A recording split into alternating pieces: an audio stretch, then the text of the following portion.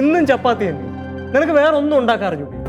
ഏട്ടാ ഇന്നലത്തെ മാവ് ബാക്കി ഫ്രിഡ്ജിലുണ്ടായിരുന്നു. അപ്പൊ ഞാൻ ഇന്നും കൂടെ അങ്ങ് ചപ്പാത്തി ഉണ്ടാക്കി. എനിക്ക് വേണ്ട. അവിടെ ഇരിക്കേ.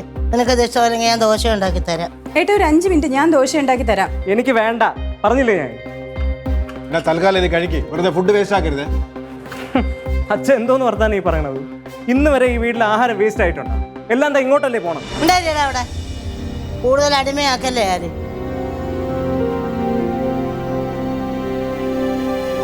അവരവർക്ക് ഇഷ്ടമുള്ള ഉണ്ടാക്കി കൊടുത്താൽ എന്താ?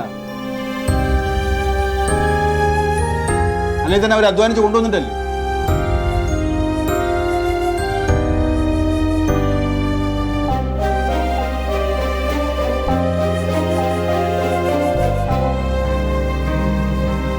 നിങ്ങൾക്ക് ഇഷ്ടമുള്ളത് കിട്ടിയോ?